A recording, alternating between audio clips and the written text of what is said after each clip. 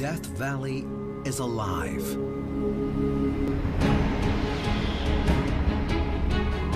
Sand dunes that hum.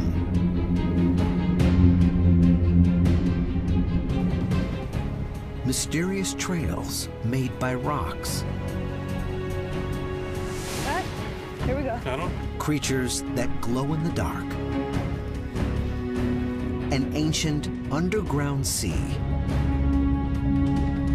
Strange things happen when temperatures soar. Ooh.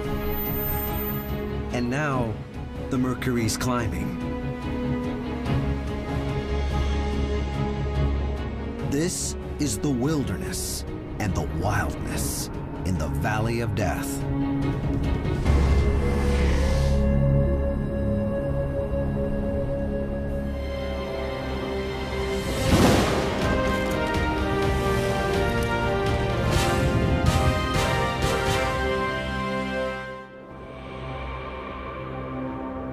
Death Valley. The name itself conjures an image of vast desolation.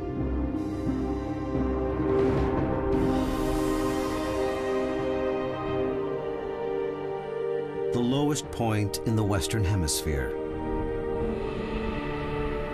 The driest place in the USA. The hottest temperature ever recorded on the continent. 134 degrees.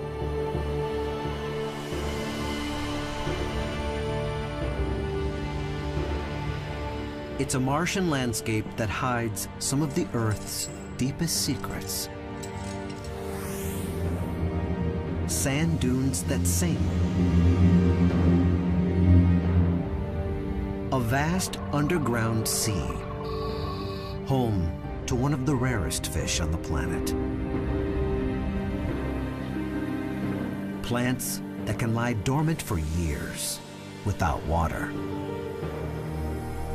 Animals that need to drink no water at all. And one creature that survived for more than 350 million years. These features will all help answer a single burning question. What will happen if one of the hottest places on Earth gets just a few degrees hotter?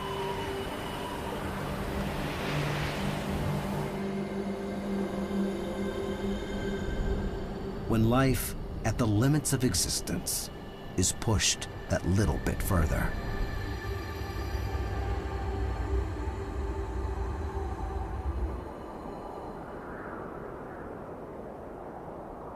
Telescope Peak, the roof of Death Valley.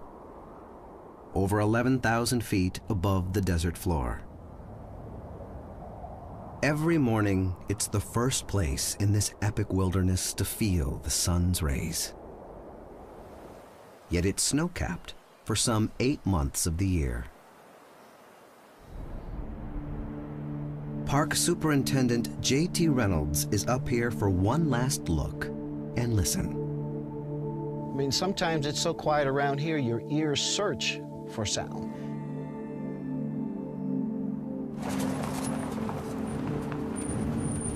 JT will soon retire. His last official journey through Death Valley will take him from the highest point to the lowest. And he'll touch on places that may never be the same. For the last decade, the temperature has been hotter, the causes and effects uncertain. Climate change is real, whether people want to believe it or not. And national parks are places where that kind of research and questions can be answered.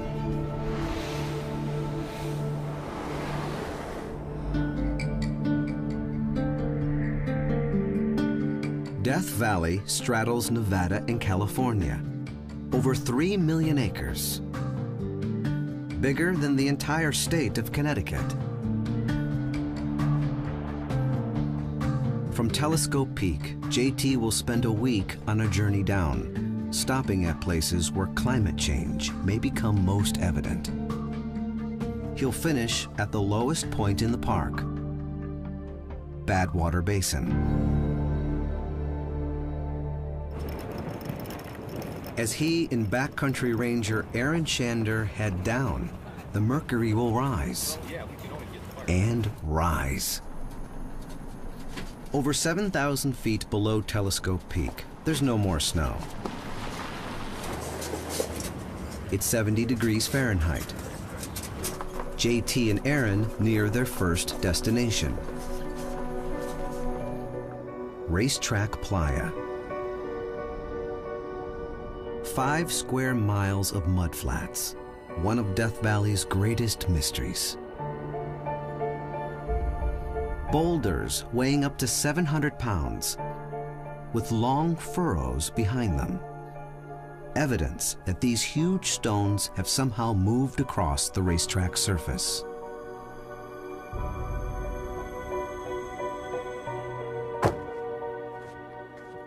The unbelievable theory is extraterrestrials will go and hang out at the grandstand.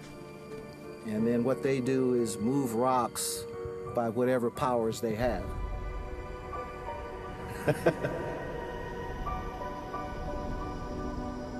No human has ever seen these boulders actually move. But some scientists theorize that it happens during freak conditions, when intense winds push the rocks across a frozen land surface. With global temperatures on the rise, it seems that Death Valley is heating up. If freezing water is key to the unique conditions that allow these rocks to move, their days in motion may be limited. Less ice could mean less movement. The tracks may be fixed in time, eerie signposts to a changing climate.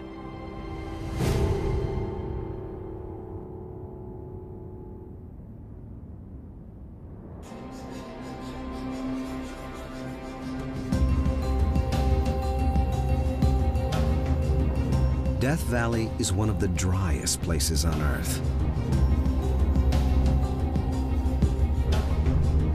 But ice and water are critical in shaping this wilderness. Around 2 inches of rain fall every year in Death Valley. That's less than the average weekly rainfall in some parts of Hawaii.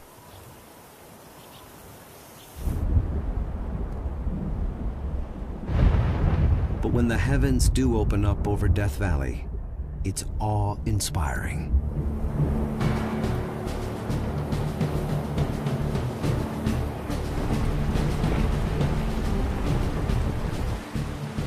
The baked desert surface absorbs little of the downpour.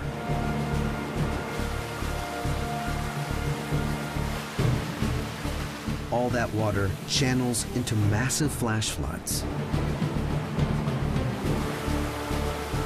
It slices straight down. A single thunderstorm can deepen a slot canyon by several feet.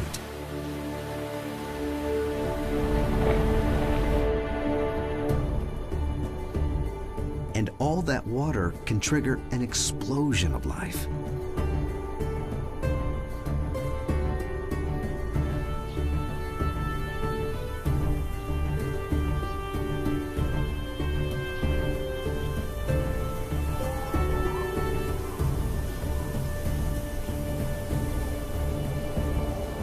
The desert plants seem almost spring-loaded. They wait for water, sometimes for years, then set off on a super-compressed life cycle. Some plants have only a few short weeks to germinate, grow, and reproduce.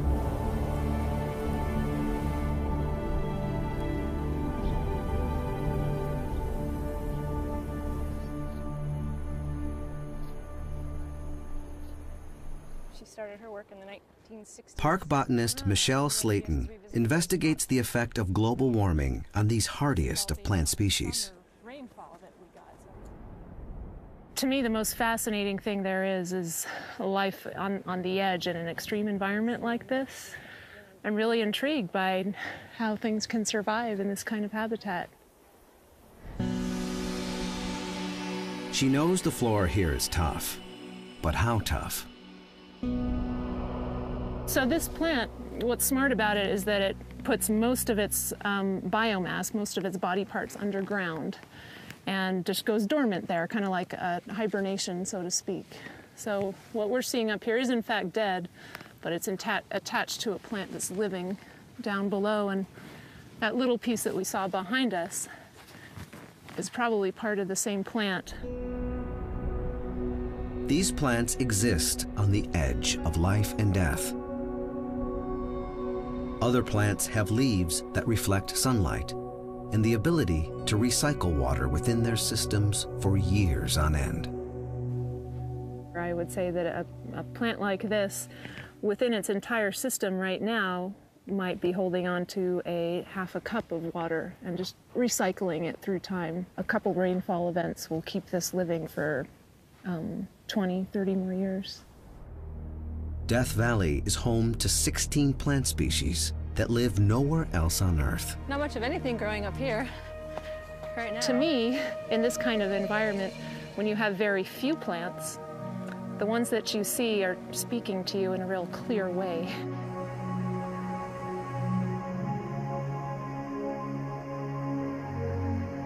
Something is killing them off, and exactly what is a mystery.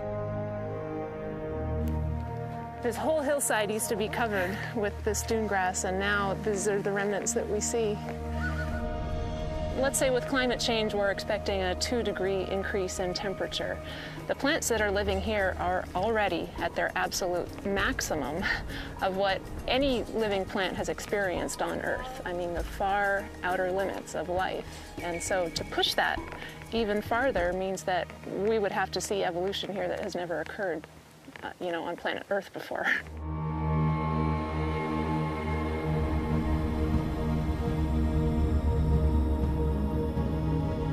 Death in the valley comes from the sun.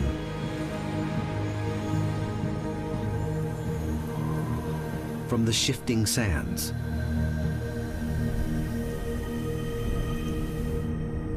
From the sheer vastness of this otherworldly desert.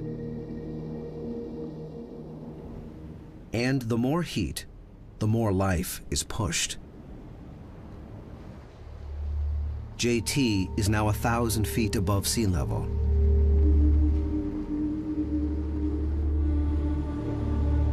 The temperature is 95 degrees.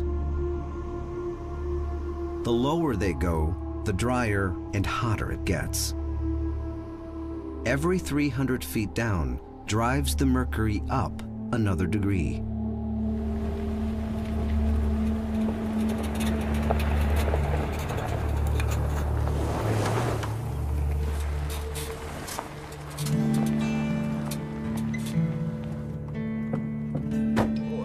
Relief arrives with the setting sun. As JT and Aaron make camp, the temperature begins to fall.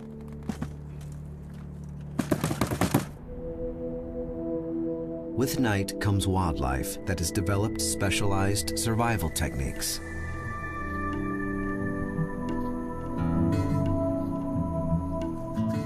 A kangaroo rat whose metabolism has adapted so much that it never needs to drink.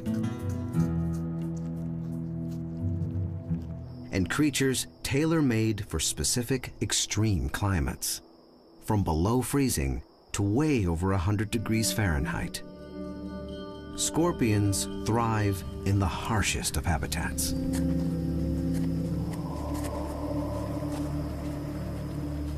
Death Valley is a hot spot for scorpion diversity.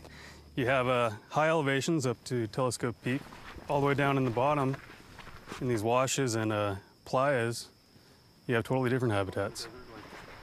Biologist Matt Graham and his assistant use ultraviolet lights to hunt their highly camouflaged quarry. And sometimes when you're lucky, you'll actually find them up in the bush. Hi, here we go. Found one? Yeah. Trapped by the UV light, a creature that once lived amongst the dinosaurs. He just caught a little aerial insect, and now he's stinging it.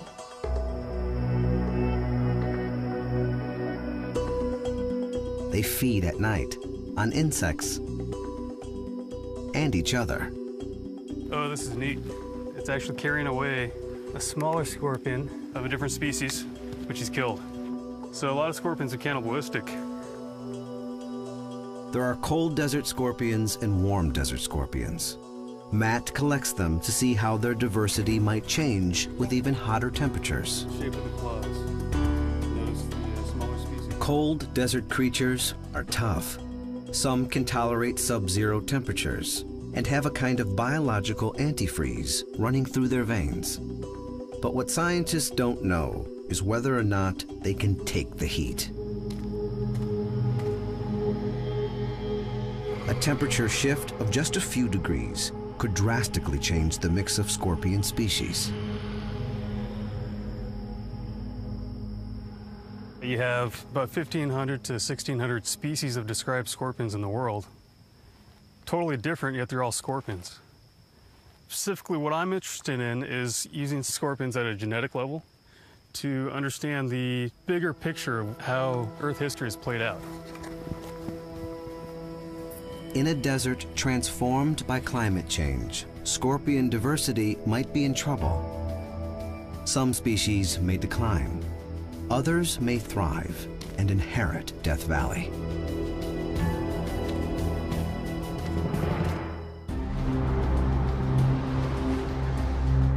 From Death Valley's highest point, J.T. Reynolds has traveled over 200 miles.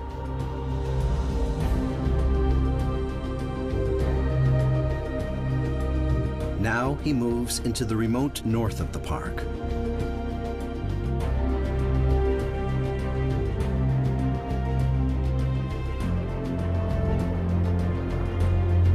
The mercury's over 100 degrees and rising fast.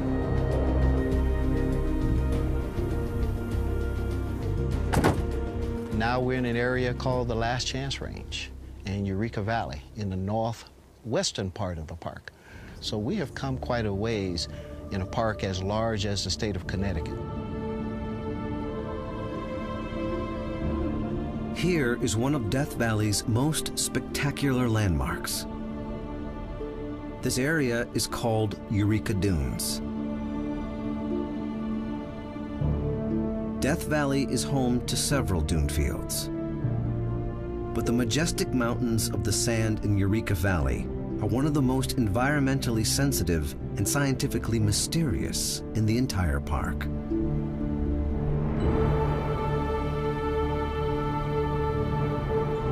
This is kind of like a tabernacle. This is kind of like God's country. The earth talks to you here. And it does, literally. Listen to this.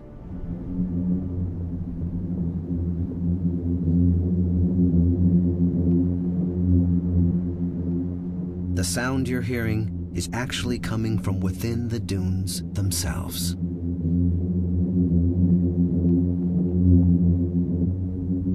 Just how these mountains of sand create this strange sound has baffled scientists for decades. Caltech engineers Natalie Vriend and Melanie Hunt are trying to find out how and why these dunes boom. That means a 2-hour hike to the top with over 200 pounds of equipment.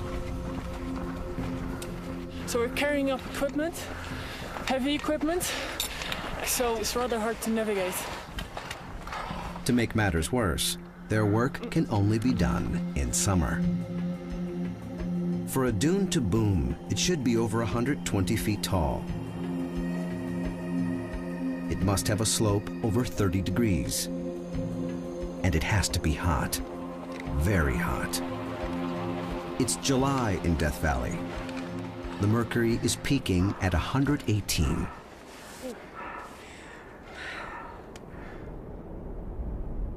Extreme heat and winds that come from nowhere, some gusting to over 50 miles an hour.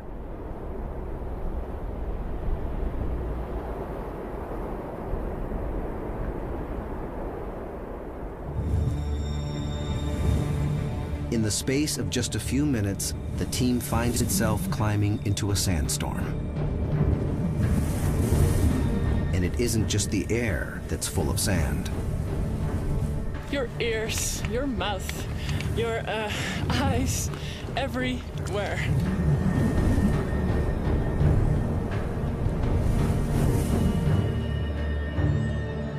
Finally, the wind ebbs. Now work can begin. Line to the other side. So let's cover it well with sand again. In order to understand what's making noise within the dune, they've got to be able to hear it. So we're having a geophone here, which is basically simply a microphone that we're sticking into the ground. They plot out 79 feet of the dune surface. Are you ready? Volunteers strike this block. Verind records how long it takes each of the geophones to detect the reverberation. The geophones hear waves trapped within the top layer of the dune, waves the human ear can't detect. Measuring these controlled waves might help them piece together the larger mystery. Next, the team needs to trigger its own boom. Okay, let me arm the computer. They slide downhill, creating a mini avalanche, simulating what happens in nature. In nature, wind creates the avalanches, destabilizing dune crests to the point where they collapse and trigger booms.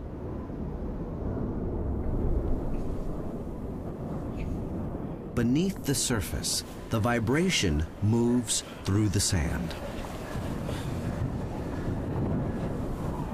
The dune picks up this vibration and amplifies it until the boom echoes out across Death Valley.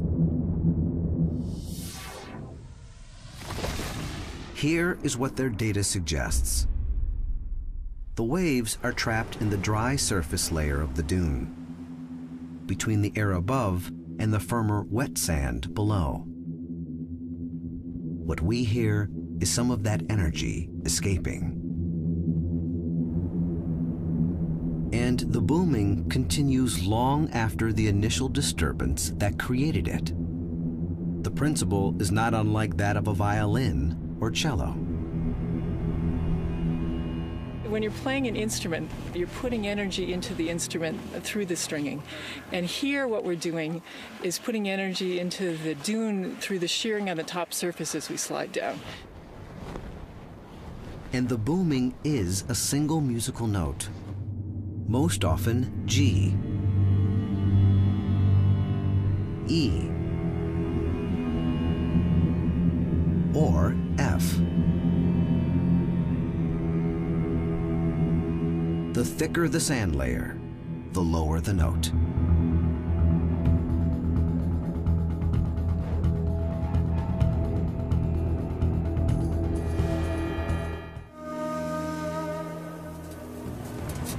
On the far side of Eureka Dunes, J.T. Reynolds turns south towards the lowest point in Death Valley. The lowest point in the USA, Badwater. J.T. reaches sea level, then keeps descending. Soon, he's 20 feet below and still heading down.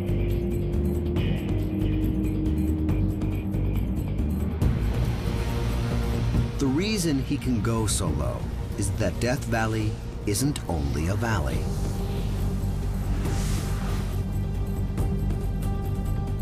It's a huge crack in the Earth's crust that's pulling apart faster than it can be filled in. Approaching Badwater from the south, geologist Brian Warnecke. He's a world-renowned expert on tectonics, which shape our planet. The Earth has basically two modes. It either forms ocean basins, which are thousands of meters below sea level, or they form continents, which for the most part are above sea level. places in continents that become below sea level are driven there by tectonic motions which pull the crust apart in a way that's faster than sediment can fill the hole. The question, how rapid is Death Valley being pulled apart? To find out, Brian has set up a network of 35 global positioning stations throughout the Death Valley region. Each GPS transmitter is anchored 40 feet down into bedrock and specially cushioned to avoid any movement caused by the ground heating or cooling. The GPS stations take a measurement every 1/10 of a second, and the annual data they collect is accurate to 1/100th of an inch. The measurements show that Death Valley is on the move at a rapid geological rate, splitting farther apart 1/5 of an inch every year. It's been truly revolutionary for geology to be able to watch the Earth in real time.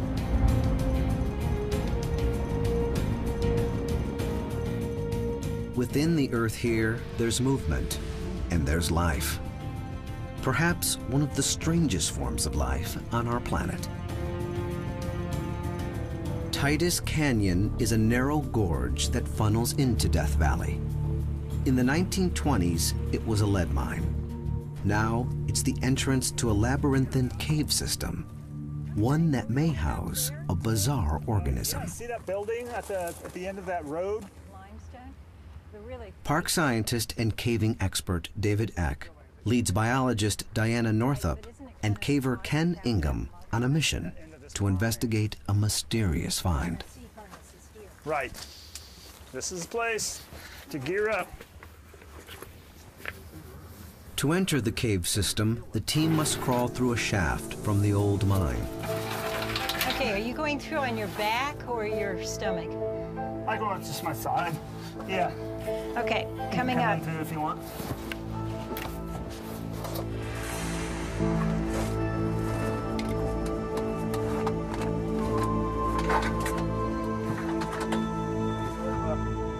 The cave is really a series of cracks and chasms, 3 feet wide in places and more than 200 feet deep. Watch the walls for aragonite. Okay. Am I clear, David? Yes. Okay. At its base, Ooh, look at those aragonite bushes. Wow. a crystal-lined chamber few humans have ever seen.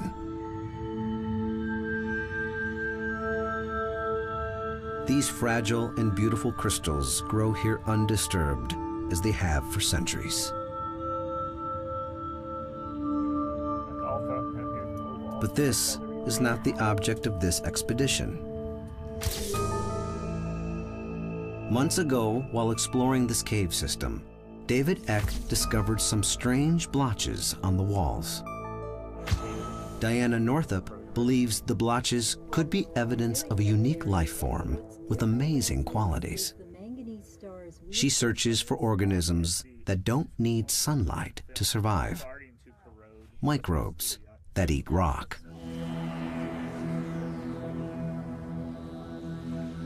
They're like little engineers. They're mining the rock walls for substances that they can eat. Diana heats her equipment to burn off bacteria that would otherwise contaminate her samples. It's a way to sterilize and make sure you're only culturing stuff from up there, not from other places. Okay? So she takes samples of the rock surface, and she hopes the microbes living in it. When you look at the rock walls, you don't really think that they could be alive, that there's all kinds of things that live here. A scanning electron microscope magnifies the samples over 1,000 times. The results are positive, but puzzling. These star structures hint that the microbes are present.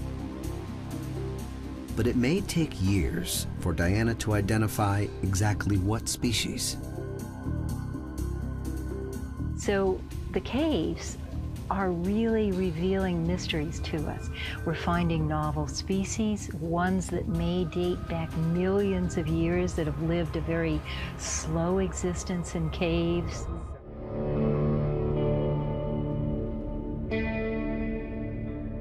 Farther and farther down, J.T. Reynolds nears the floor of Death Valley's desert wilderness.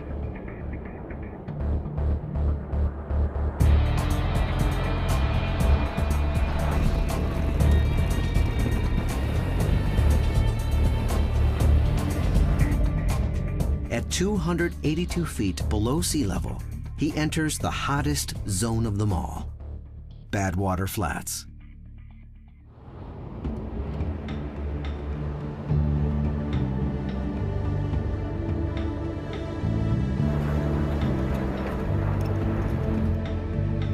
The lowest point on the continent,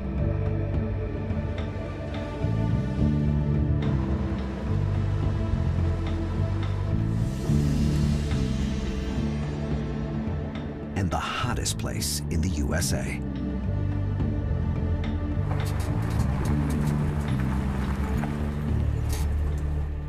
You know, in 1913, it reached 134 here in the park, and that's a record. You've got 128, 29 that we have experienced, at least since I've been here. Surprising, then, that this area is far from dry.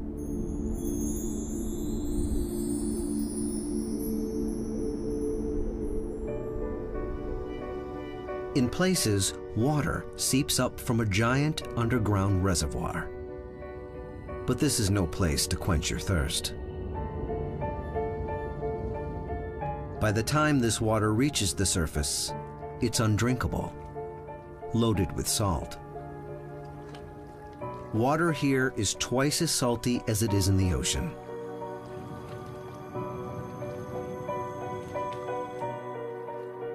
Rainwater runoff pools here as well.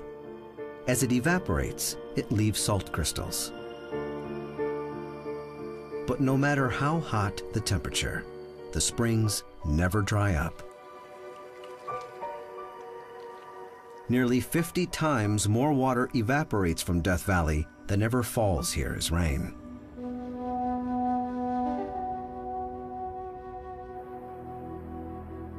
JT is at Death Valley's deepest point. Now he's about to go even deeper, in search of that underground water.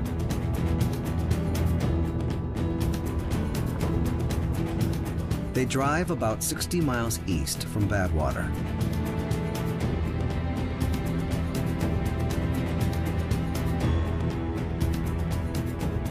His destination? A remote chasm in a rocky hillside. It's an opening to a vast cave system. JT's here to help with a dangerous, rarely attempted cave dive, under the supervision of caving expert David Eck. Okay, get ready to lower!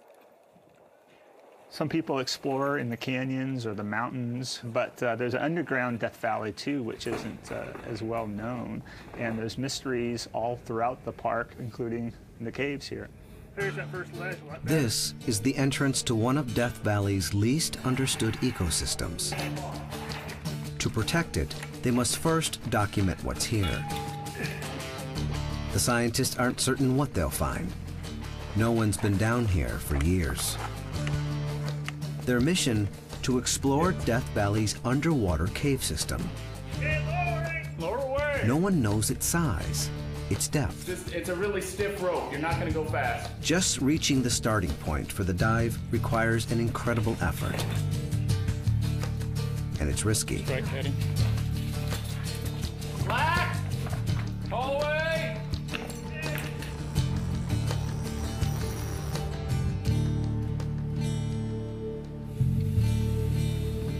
On the bottom!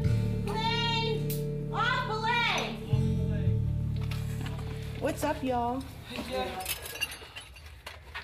team members lower themselves through vertical shafts, deeper and deeper into the cave system. Yeah, babe, you're good. It's cool, man. I'm gonna head on down and start. Try and pull the rope down. Finally, they reach the water. Okay, that side's on. Good.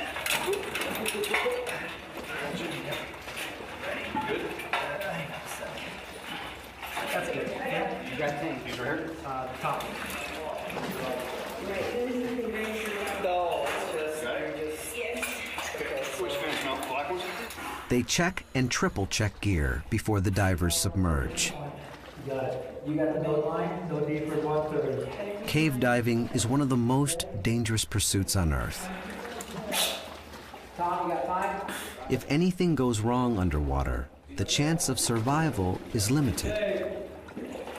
Divers can become disoriented and lose their way, running out of air with no chance of surfacing.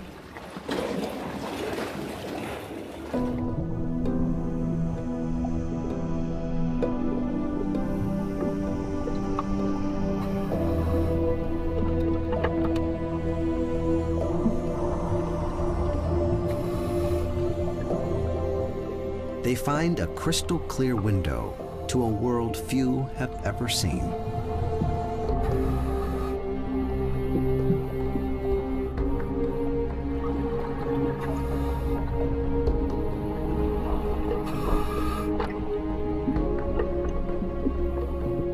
It's been said that more people have walked on the moon than have entered this water.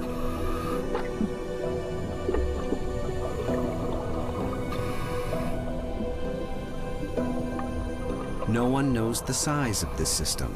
It's at least 150 feet deep.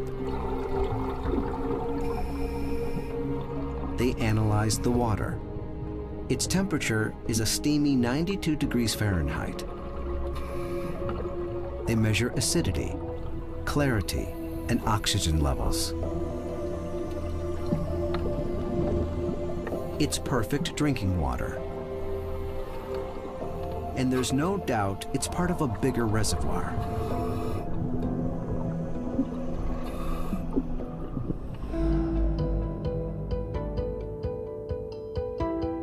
An underground reservoir so immense, it stretches well beyond the park's boundary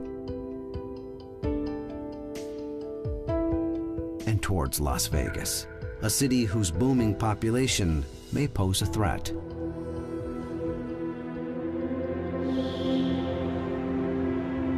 Here, officials need water and want to tap underground supplies. The concern is that may cause the level of Death Valley's groundwater to drop. If they're going to continue to build homes and increase the populations in the desert, you're going to need water. Well, someone might say, well, maybe when do we stop? And when do we start looking at something that's called sustainability? Why should we, our generation, be so greedy and take the water from future generations? And if this water supply itself is threatened, so too is a unique animal that lives in it, already one of the rarest species on the planet. There's another cave entrance to Death Valley's subterranean reservoir. It's called Devil's Hole. It's fenced off and swept by surveillance cameras. This is the reason. The Devil's Hole pupfish, one of the rarest fish known to man. A year ago, they counted only 92 pupfish in Devil's Hole. Today, park fish biologist Mike Bauer is leading a dive survey to find out how many are left. They're on the brink of extinction, and no one knows why. Only one team of highly trained cave divers is ever allowed to enter Devil's Hole.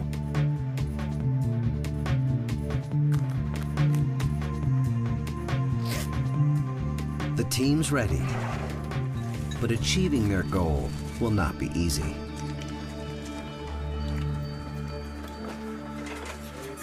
First, a precarious climb down Devil's Hole in full dive gear to the water's edge.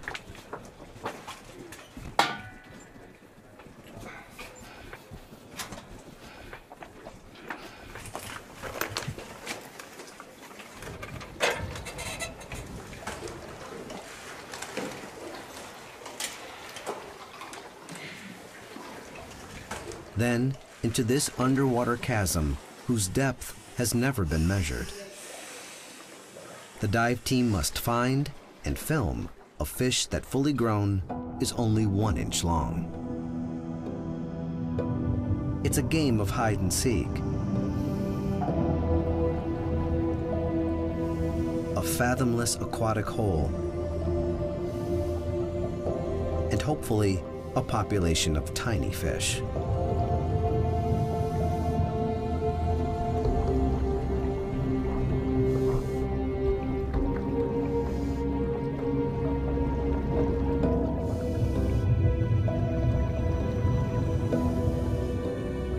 Then, an extraordinary sight. One of the rarest fish on the planet in clear view.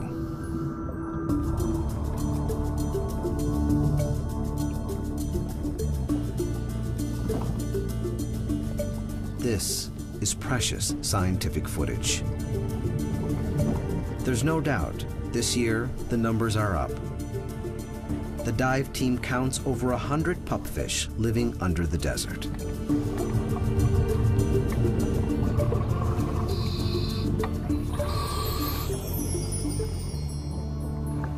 But topside, Mike knows there's no cause for celebration. 9 on level 3, and 7 on level 2. We have learned through experience to guard our emotions to some extent because we know very little about the initial causes of why this population started to decline. The Devil's Hole pupfish has endured for tens of thousands of years in the most extreme circumstances.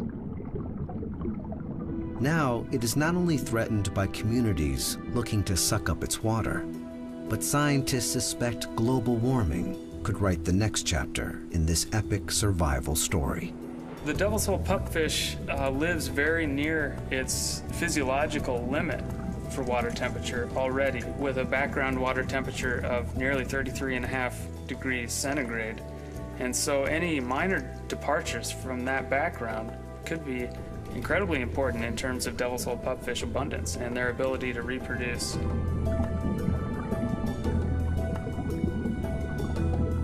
The Devil's Hole pupfish may be our canary in a coal mine, a tiny creature that can tell us so much about how our world might look in the future. We ignore the smallest and most vulnerable among us at our own risk. In their fate may lie our own. The National Park Service's mission is to preserve and protect for future generations. Now, will we ever learn? I guess that's the key point here.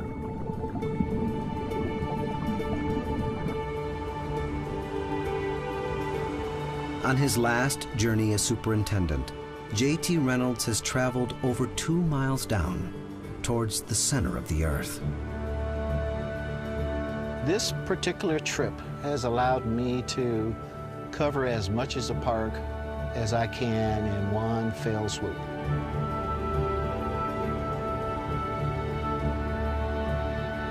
This is one rich resource in terms of what people can learn and what they can find. There's a lot of mysteries here.